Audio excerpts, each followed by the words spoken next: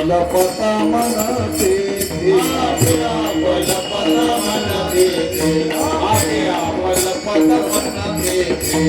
ब्रह्मादेवरू सावळी प्रतिमा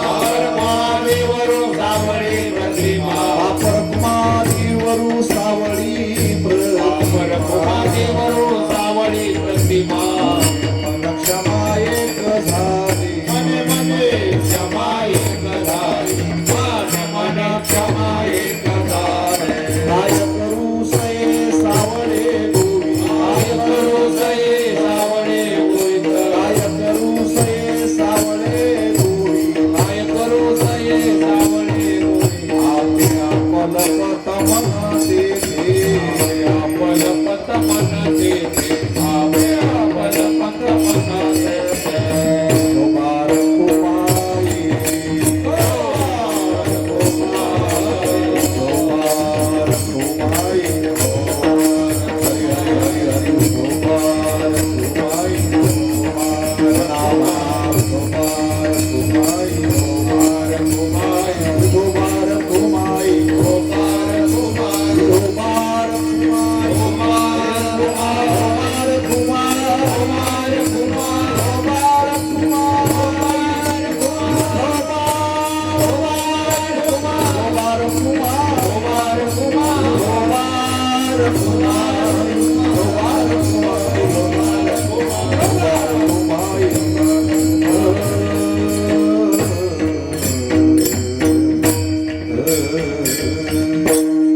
श्री हरिभक्तीपरायण उद्धव महाराज लिंगे त्यांना साथ करतील विठ्ठल महाराज कंधार.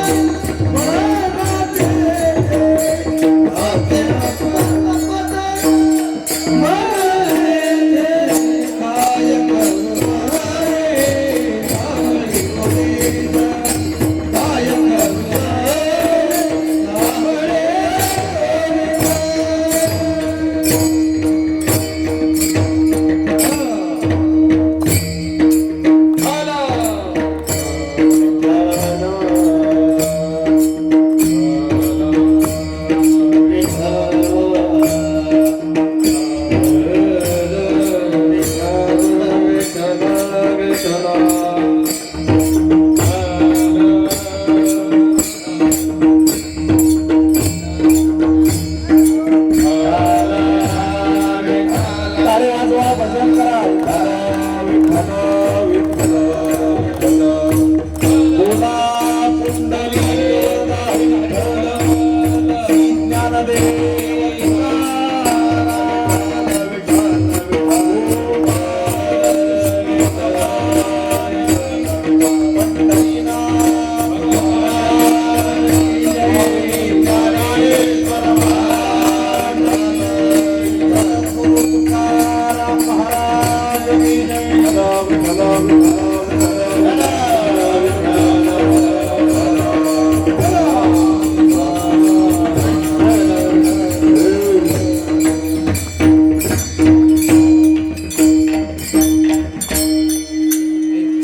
सावळे परब्रह्म आवडे या जीवा बेस द्या माईकला बेस मने मन राणीवा घर केले थोडासा एक कमी करा काय करू से सावळे गोवित आपे आपल पत मन तेथे माईकचा आवाज कमी करा मॉनिटरचा आवाज कमी करा जरा जरा बाप रखमा देवरू सावळी प्रतिमा मने मन क्षमा एक झाले काय करू से सावळे गोवित आपे आपल पत मन तेथे सरळ बसा हात जोडा डोळे बंद करून पांडुरंगाचं ध्यान करा ओम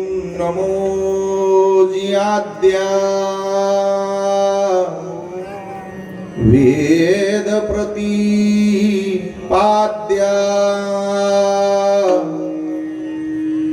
जय जय स्वसंवेद्या आत्मरूपा देवा तुची गणेशू सकलार्थमती प्रकाशो मने निवृत्ती दासू अवधारी जोजी गुरुर ब्रह्मा गुरुर विष्णू गुरुर्देव महेश्वरा गुरु साक्षात परब्रह्म तस्मै श्री गुरवे नमः पांडुरंगा करू प्रथम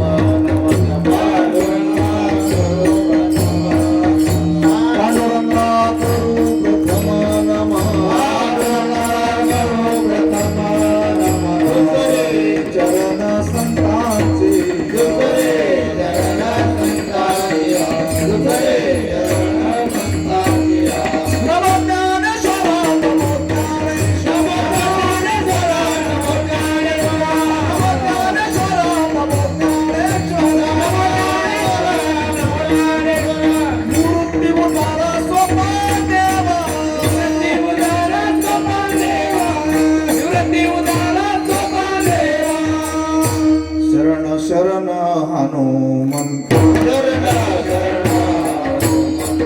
शरण शरण हनुमंत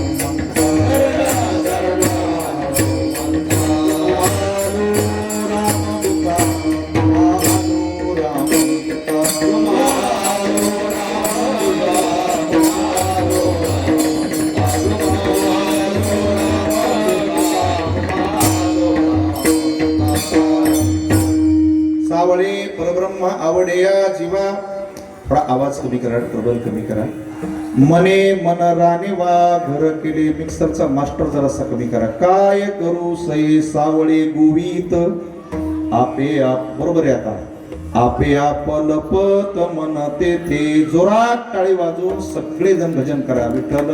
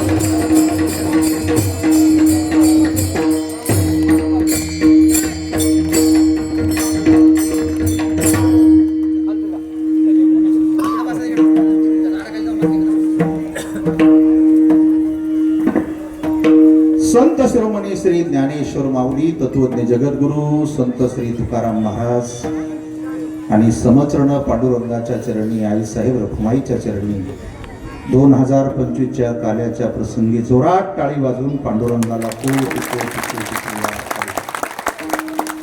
आपल्या गावाची ग्राम आराध्य उपासना देवता श्रीराम भक्त हनुमानजी ज्यांनी आपल्याला या परमार्थ क्षेत्रामध्ये उत्तम अशा प्रकारचा सन्मार्ग दाखवला, ज्यांच्या आशीर्वादाने आणि प्रेरणेने आपला हा कार्यक्रम चालू आहे, ते वैकुंठवासी ब्रह्मलीन रंगनाथ महाराज परभणीकर यांच्या पुण्यतिथीच्या निमित्तानं मदन महाराज पंढरपूरकर आणि रंगा महाराज संक्राळ, तसेच वैकुंठवासी किसनगाव निरासे बाळाभाऊ महाराज देगावकर विठ्ठलराव महाराज नांगड यांच्या स्मरणार्थ गुरुवर्य वैकुंठवासी अवधूत गुरुजी संक्राळे यांच्या आशीर्वादानं आणि छगन महाराज टाकळीकर यांच्या मार्गदर्शनाखाली गेली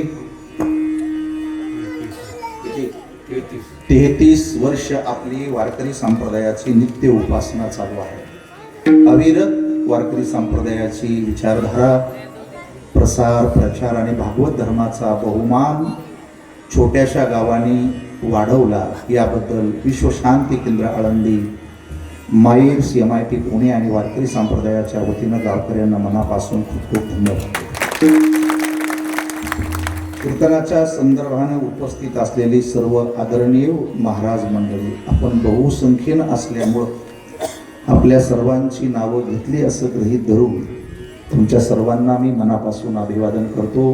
तुमच्यावर बसलेली सर्व वयोवृद्ध, ज्ञानवृद्ध, खाली बसलेली गावातील परिसरातील सर्व श्रेष्ठ मंडळी, परिसरातील आणि गावातील सर्व माता भगिनी, सगळ्यांना मनापासून अभिवादन.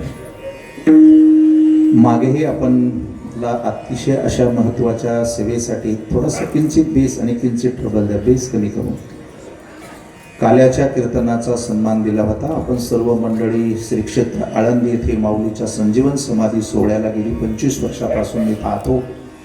त्यामध्ये बाबळसाहेब आणि आदरणीय सरपंच बंधू शेठ लांडगे पाटील यांनी आग्रह करून करून 2 वर्षे माझी थोडी परेशानी झाली. आजही खूप दूरवरून मला येता आलं, पण आलो आणि तुमच्या दर्शनाचा लाभ झाला.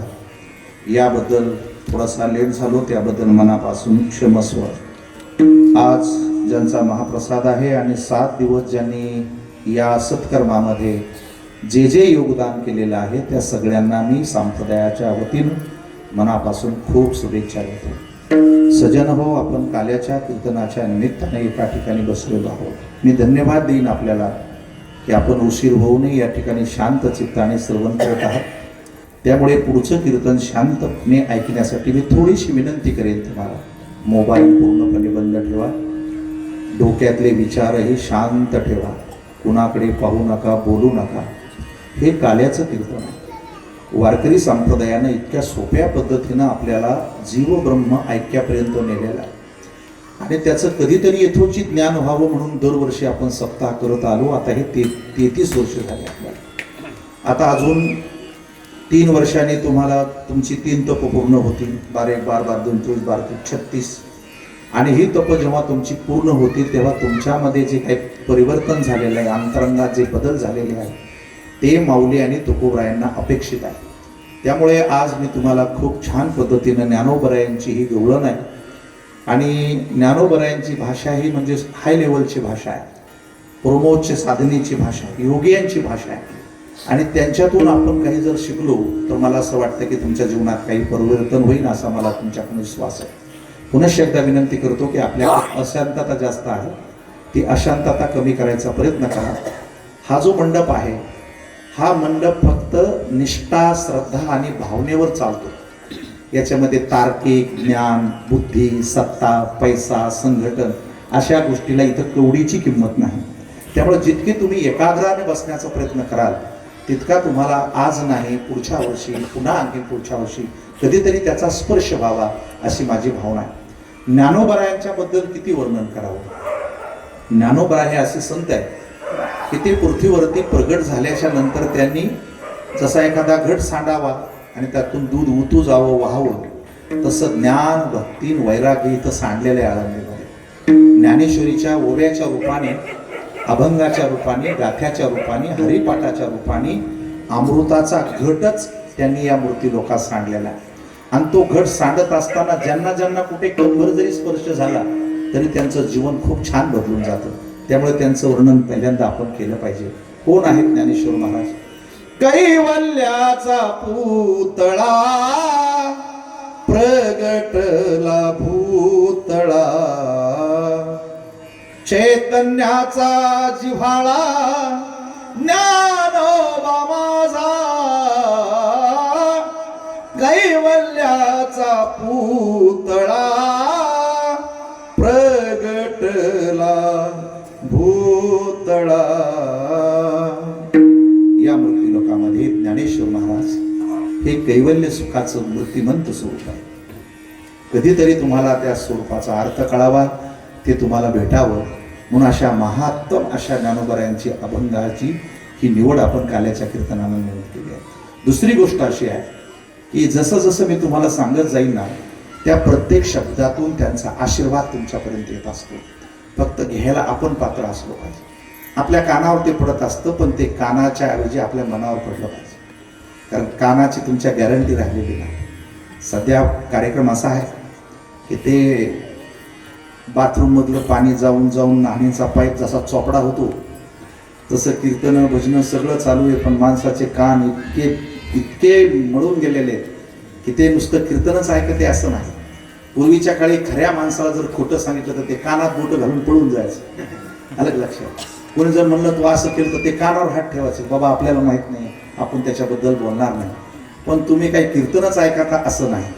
तुम्ही 5 मिनिटात कीर्तन झाल्यावर टिंगल टावळ्या निंदा मोबाईल पिक्चर तमाशे गाणी मग इतके सगळे एकाच कानावर जात असल्यामुळे तुमच्या कानाची अशी फिक्स गॅरंटी नाही.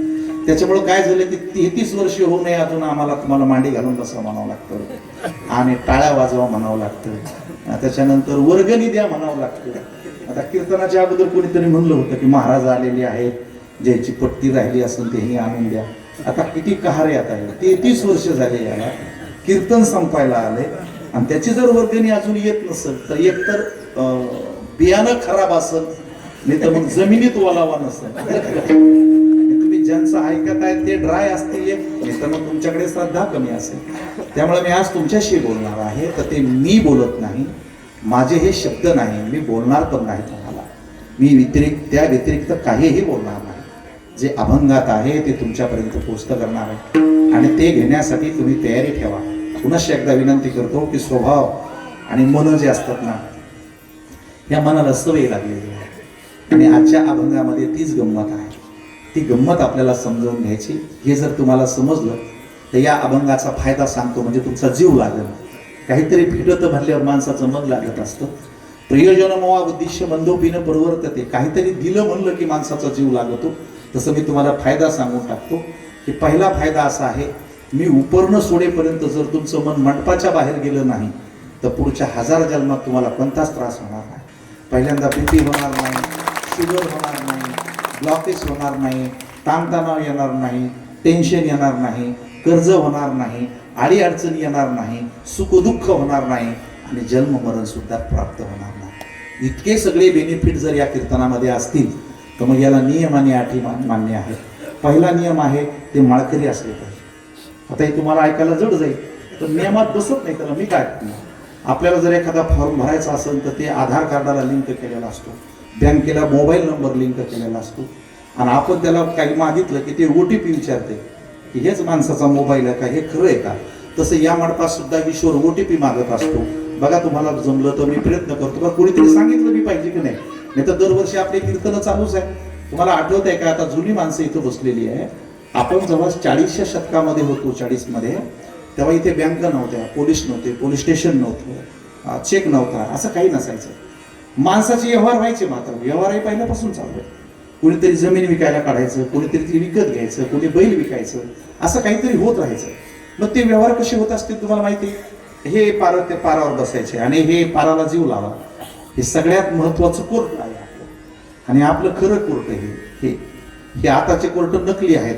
हे यायला पैसे दिले की ते न्यायबिय सगळं बदलतो. इथं हनुमान महाराजाकडे न्यायबिय काय नाही, जे खरं आहे ते खरंच आहे. त्याच्यामुळे जुन्या काळामध्ये जर अशी गडबड झाली तर लोक एकच शब्द बोलायचे, तू घेतलं नाही का? तू म्हणायचं नाही घेतलं, फक्त तू मारुतीचा शेंदूर काढ, आपली 10 एकर जमीन सुटली. अरे हे खरं आहे हो, हे लबाडाला कळणार नाही.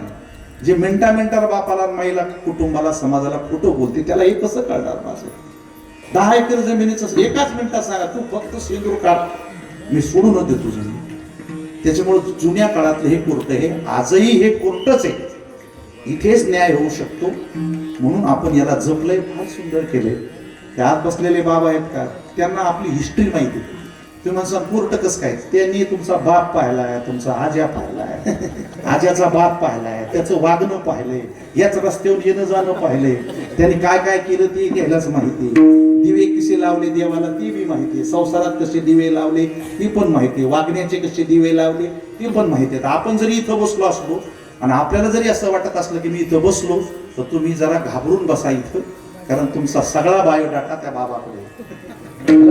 सांभाळून राहा जरा, पाठीमागं कार्यक्रम चालू आहे सगळा, त्यांना माहिती आहे. माझं बी माहिती आहे त्यांना, मी किती बोलायला लागलो ते सांभाळून बोलत जा जरा, उगाच बोलत जाऊ नको, काही बी बोलत जाऊ नको. तुझा बाप आजा पंजा माझा गुरु त्याला माहिती आहे, मला किती अक्कल आहे ती पण त्याला माहिती. बुद्धिमत्ता वरिष्ठ.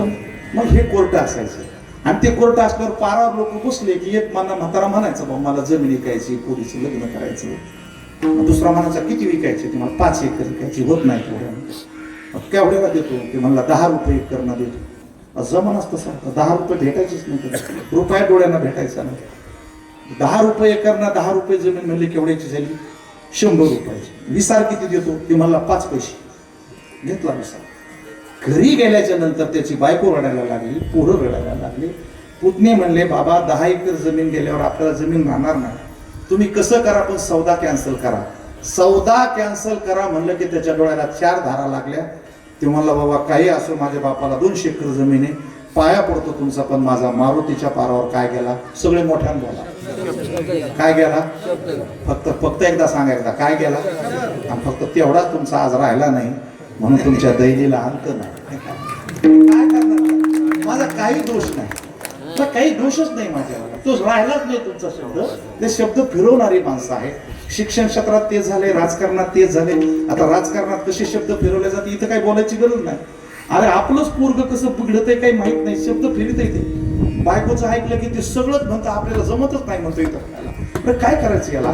हा जो शब्द आहे, बाप उपयोगोस्तु शब्दू स्मरणदानी प्रशुद्धू, की अमृताचा विशुद्वारी नव्हे. तुमच्या माझ्यात व्यवहार शब्दानं चालू आहे. शब्द हा देव आहे, आमच्याकडे शब्द हे धन आहे. शब्दाने माणूस फार मोठा होतो, शब्दाने तो अधिराज्य करू शकतो, शब्दाने तो अमर होऊ शकतो. ते शब्द कधी आपल्या कानावर पडले पाहिजेत. आपल्या कानावर शब्द कधी घडते, तू अमुक तमुक हे ते फालतू अपवित्र शब्द आपल्या कानावर पडते. पवित्र शब्द कधी आपल्या कानावर पडत नाही. म्हणून त्या माणसाने सांगितलं, बाबा माझी जबान गेली, मी काही सौदा कॅन्सल करणार नाही. आता पुढे आहे का? त्याने 5 पैसे इशार द्याला जमीन ताब्यात घेतली. त्याचे 2 वर्षात पैसे दिले 100 रुपये आणि नावची 20 वर्षांत करून घेतली. किती वर्षांत करून घेतली? त्याला भेवच नव्हतं त्याच्यावर, ती माणसं बदलतच नव्हती. 20 वर्षांत नावची करून घेतली. आता भारताच्या या कोपऱ्यापासून या कोपऱ्यापर्यंत, या कोपऱ्यापासून या कोपऱ्यापर्यंत असा व्यवहार होईल काय? सकाळी सौदा केलेला माणूस संध्याकाळी बदलत राहतो, संध्याकाळीच बदलतो. कशाला बदलतो? 50,000, 10,000, 20,000. तर आपली जी नैतिकता जात असते, ती नैतिकता आपल्याला दुःख देत असते. या जगात सत्य सत्यच आहे, असत्य असत्यच आहे, पवित्र पवित्रच आहे, अपवित्र अवित्रच आहे, इमानदार इमानदारच आहे, चाभरा चाभराच आहे, खोटारडा खोटारडाच आहे, खरा खराच आहे. जे काही बदलत नसतं. तुम्ही कोणाच्या पायड्यात बसले हा ज्याचा त्याचा भाग आहे.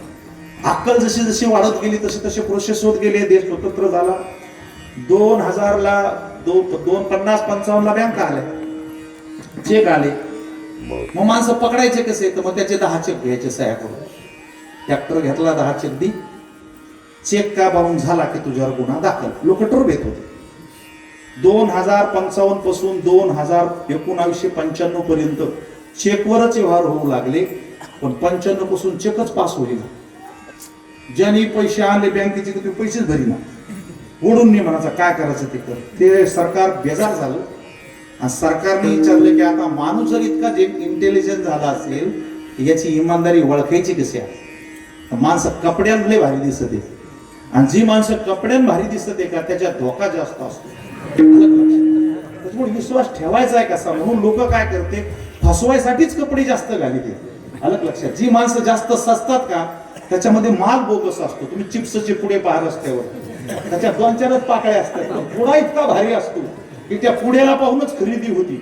तसं ज्याला अक्कल नसती, ज्ञान नसतं, सदाचार नसतो, इमानदारी नसतो, त्याला लई सजून यावं लागत. घर दुकानात माल चालला पाहिजे ना. अलग लक्षामध्ये. जे ओरिजिनल आहे ना, ज्या बाया ओरिजिनल गोऱ्या पाण्यात ना, त्या कधी क्रीम लावत नाही, कधी पावडर लावत नाही, कधी काय करायची. आमचाच निळा त्याला काय करायचा भांग टिळा. पण जे मूळच बोगस आहे का ते अर्ध्या घंट्याला आरशात असं इकून त्याला नेहमी असं भेळ वाटत की समाजात गेल्यावर आपलं पडतं का काय. तसं ज्ञानीवंताचं सुद्धा असतंय की त्याला वाटतं की समाजात गेल्यानंतर आपलं उघडं पडतं का काय. मग उघडं पडू नये म्हणून तो जास्त सोंगानत असतो. म्हणून सरकारने काय केलं, रोबोट तयार केला, मशीन तयार केलं. माणूस ओळखा. आता माणसं ओळखू येत नाही, कोणताच माणूस ओळखू येत नाही. राजकारणातले माणसं बोलत एक वागत एक, विश्वास ठेवण्याचं लागणार. तुम्हाला असं वाटतं कीर्तन प्रवचन सुरू आहे म्हणून सगळेच महाराज खरं बोलत आहे? अजिबात नाही. माळकरी माणूस जितका खोटं बोलतो तितका बिनकाळी माणूस कधीच खोटं बोलत नाही. एका मिनिटात चाट आणतो माणूस आपल्याला. अलग लक्षात नाही. त्याच्यामुळे भरोसा ठेवायचा का कोणाचा? महाराज खोटं बोलतो, पैसे घेऊन सुद्धा येईन त्याची गॅरंटी नाही. सध्या आमच्यात काही पिल्लावळ अशी आहे की तुम्ही जर ठरवून अजून जास्त पैसे दिले तर ते तुमचं काही सांगतात, आमचं असं झालं तसं झालं, गाडी फेल झाली, ऑपरेशन झालं, असल्यापर्यंत आलाय. मग विश्वास ठेवायचा आहे कुणाचा? मग सरकारने मशीन आणलं, ग्रामपंचायतमध्ये ठेवलं आणि त्या मशीनला सांगितलं की एक माणूस चेक कर, याची इमानदारी कशात येते सांग.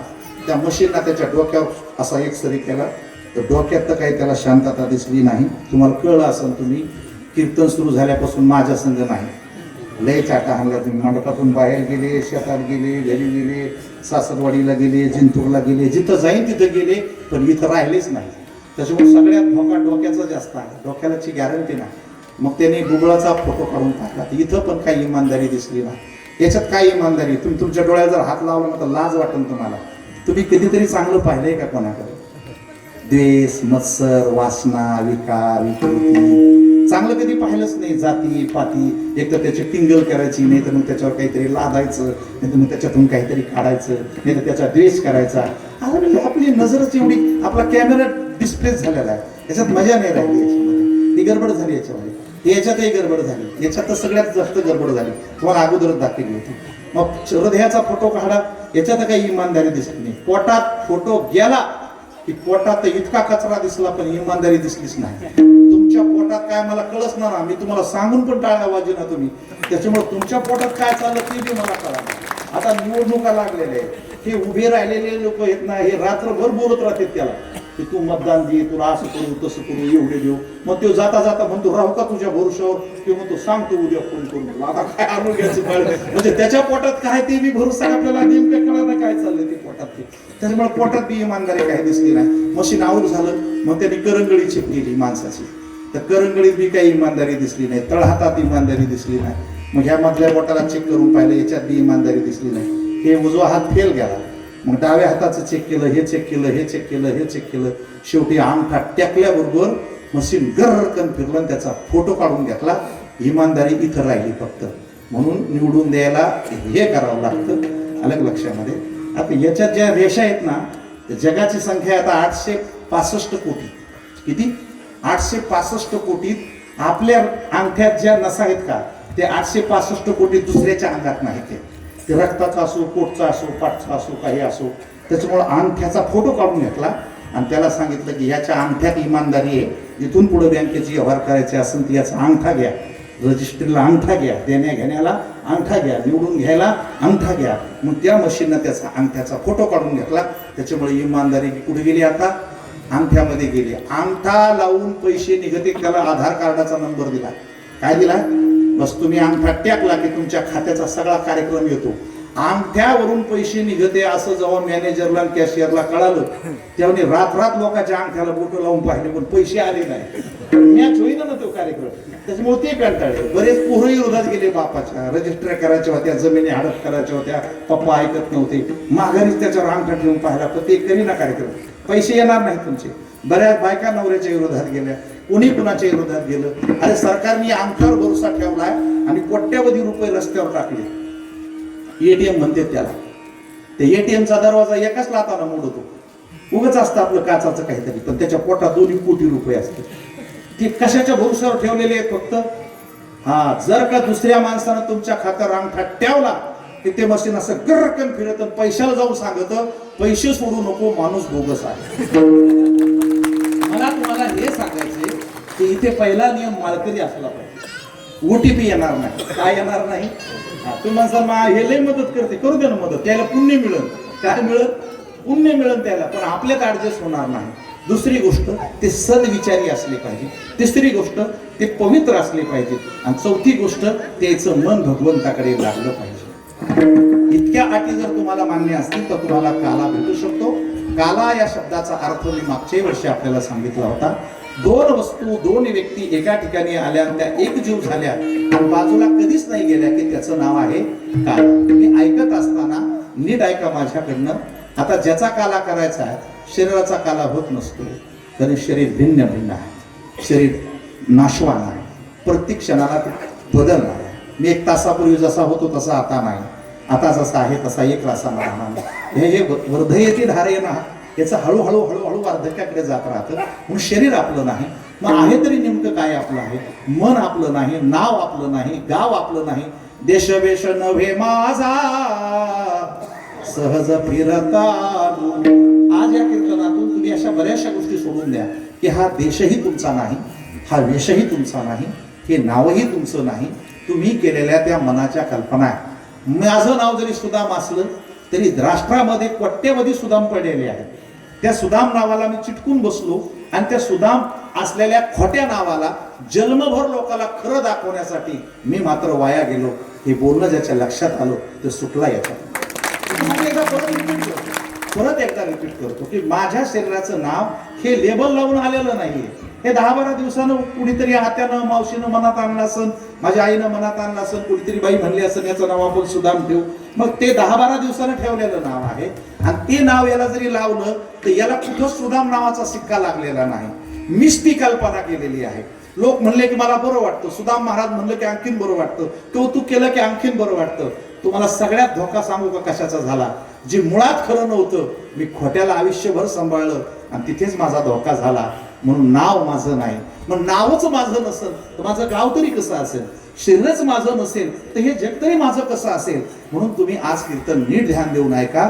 तुम्ही ज्या मनाच्या संग राहताना ते अभोगी आहे. कसं आहे ते? अभोगी आहे. त्याला काय पाप पुण्य लागत नाही, त्याचा कुठलाच संसार नाही.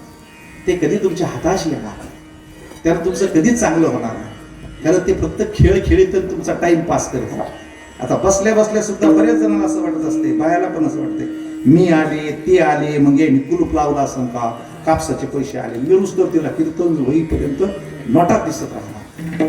तसं हे जे मन आहे हे मन नपुसक आहे, याला फळ नाही. मनात आणाव एक आणि पदरात पडतं एक. याच्या नादी लागून आपली वाट लागली. त्या मनाला करायचं तरी काय? त्याचा कुठं नाश करता येत नाही. याची उंची कळत नाही, याची लांबी कळत नाही, बरं याची गती कळत नाही. तुम्ही आता मनात आणा, अमेरिकेला पोरगी, लगेच अमेरिकेला जातो. तर तक्षणी नेटवर्क लागत नाही, नंबर लागत नाही, समुद्र आडवे येत नाही, चंद्र सूर्य आडवी येत नाही, दिवस रात आडवी येत नाही. तुम्ही कल्पना करा, सासूरवाडी लगेच ध्यानात आणून तिथं नेऊन सोडणं सगळंच करताय.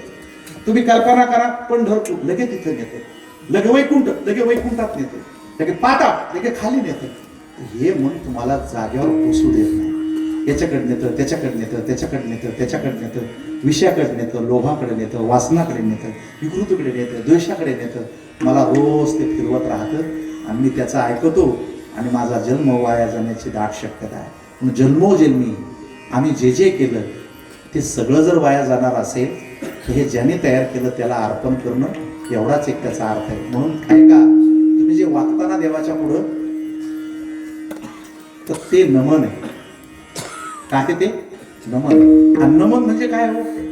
जिथं मनच शिल्लक राहिलं नाही की त्याची तुनमनी अवस्था. रामकृष्ण नामी तुनमनी साधली तयासी लादली सकळ सिद्धी. ज्याचं मनच शिल्लक राहिलं नाही.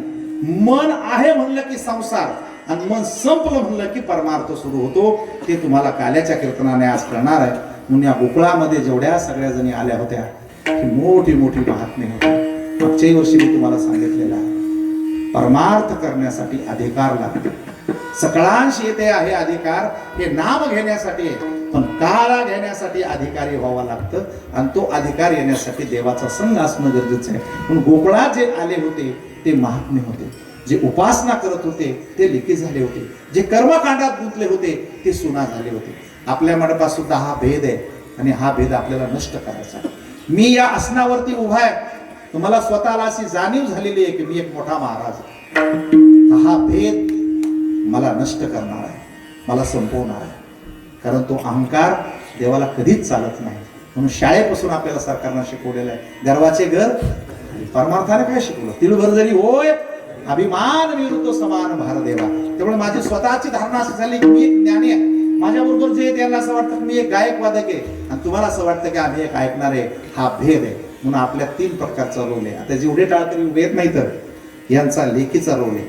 त्याच्यामुळे 7 दिवसापासून याला आंघोळीला पाणी, मंजर, चहा, दूध, कॉफी, लाड, कौतुक, तिखट म्हणलं की लगेच तूप, फिक्क वरण, दूध लय जीव लावला यांना. आणि आता वाट लावायच्या थोड्या वेळानं तर सगळ्या जणीला पाकिट बुडवून देऊन वाट लावायच्या. साड्या घेणार यांना कपडे मापाचे येत नाही, म्हणजे पैसे जे द्यायचे का ते यांना नाही द्यायचे. बिगर बुडवणीचं पाकिट येत नाही ना लेखीला. मग जसं जसं अंदाज असेल तसं तसं पाहून पाकिट भरणार. त्याच्यामुळं आमच्या लेखी व्हा तुम्ही, म्हणजे तुमचं आमचं जमणार. आता आपलं असं झालंय, ज्याच्या पुढं माईक दिले का त्यालाच पाकिट देतो आपण, आणि जे बिगर साईडला उभे राहिले का त्याला फक्त बुक्का नारळच देतो. त्याच्यामुळे तुम्ही आमच्या लेखी व्हा. काय व्हा? आमच्या लेखी व्हा. अगोदर आमच्या लेखी झाल्या की सुखाला पार राहणार नाही. आता माझा जो रोल आहे ना हा सासूचा आहे. माझा तिलभर दोष नाही, हा दोषच जाग्याचा आहे. उभा राहिल्यापासून जे माझ्या तोंडाला पट्टा सुटला, याला बोलतय त्याला बोलतय, याला बोलतय त्याला बोलतय, टाळ्या वाजवा म्हणते, वर्गणी द्या म्हणते, काहीतरी करा म्हणते, दोष माझा नाही, दोष जाग्याचा आहे. आणि तुम्हाला ऐकूनच घ्यावा लागतो. सुनाचा रोल आहे. कोणाचा रोल आहे? सुनाचा. कोणी सुना कोणी लेकी, कोणी सुना कोणी लेकी, कोणी सुना कोणी लेकी, कोणी सुना कोणी लेकी, कोणी लेकी स्वतंत्र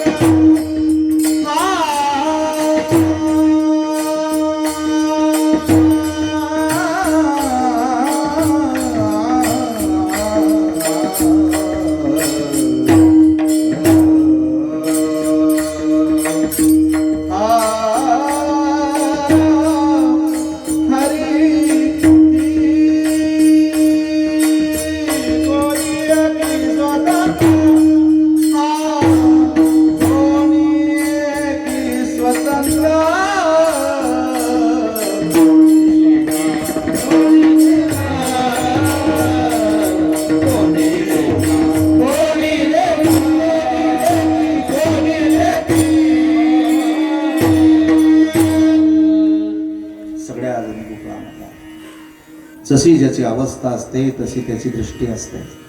या सृष्टीमध्ये भेदभाव करता येत नाही. ज्याचं जसं अंतरंग असेल, जसा गुण असेल, तशा पद्धतीने त्याचा आविर्भाव तयार होतो. आता वारकऱ्याचा आविर्भाव काय असतो ते सांगून जातो, म्हणजे कीर्तनात ऐकण्याला मजा येते. प्रत्येकाचा एक विषय असतो. गांजाटाचा काय विषय असतो मला सांगा. कोणाच्या लग्नाला गेला, कुठं गेला, त्याचा पहिला कार्यक्रम असतो कुडी कुठं भेटू. आणि त्याची ठरलेली माणसं असते, बोभाटा नसतो, काय नसतो, लगेच भेटत. पेताळायचा एक ग्रुप असतो, गट आहे. आणि हे गांजेटे आणि पेताळे ना हे इतके चांगले आहेत, ते कधी निंदा करीत नाही कोणाची. असा जिंतूरचा दारू पिणारा औरंगाबादच्या दारू पिणाराची निंदा करतो, भजनात ते दारूची तरी निंदा करतो का, ही अशी ती तशी. आपण मात्र निंदा करतो, किंवा असा किंवा कसा. बघा बघा तसं मजा आहे. आपण निंदा केल्याशिवाय राहत नाही. ती निंदा बिंदा काही करत नाही. उलट असं आहे, आपण याच्यात आलो की खोटं बोलायचं शिकतो आणि तो प्याला की खरं बोलतो. आता त्याचं वर्णन नाही करीत. तर तुमच्या लक्षात राहून देतो की बाबा काय ग्रुपमध्ये कसा असतो नेमका हे जर याच्यात आले की 100% खोटं बोलणार आणि त्याला का चढली ते 100% खरं बोलणार. अजून त्याचे काही चांगले गुण आहेत, कधी कधी त्यांचं बी वर्णन केलं पाहिजे. पेताळा किती बेकार असू द्या, श्रावण महिन्यात तर घाबरत नको म्हणते, देवाचा महिना आहे पेणार नाही. सप्ताह असला की पेताळे आपली पत्ती पळून असते. चहापेक्षा दारुड्या 10 पट बरा आहे. हा, चहा आणि दारू त्याच्यापेक्षा चहावाला 1000 पट गेलेला आहे. पण दारुड्याच्या नावानं उगं बदनामी करता, संसार मातीत घातला, संसार मातीत घातला. यांनी काय काय केलं नीट ऐका. सकाळी चहा पिते 10 रुपयाची, संध्याकाळी पिते 10 रुपयाची, किती झाली 20 रुपयाची. महिना काय झाला 600 रुपये. 12 महिन्याची किती झाली 12 सकून 72,000. ओके, चहा कधीपासून पिते 72,000 रुपये सालाना चहा पिते कधीपासून? कमीत कमी 30 वर्ष तर धरा. 7 त्रिक 21, 2,10,000 रुपये. हे कशाचे आकडे येतं? आता दारुड्याला तरी कशाला नाव ठेवतं? यानं मातीत घातलं. तुम्ही काय वर आणले? तुम्ही तेच केलेलं आहे. बरं, त्याचं शरीर गेलं, तुमचं काय गेलं? तुमचं शरीरच गेलं ना. हे टेकून जीव उभे राहतो, आधार घेतो आपण, कुबडं काढतो, चेहऱ्यावर तेज येत नाही. हे सगळे चहाचे इफेक्ट आहे. चहा न पिणारे माणसं फार गुटगुटीत असतात, त्याच्यामुळे तो बरा आहे. अजून दुसरी गोष्ट आहे, असा किती बेवडा असला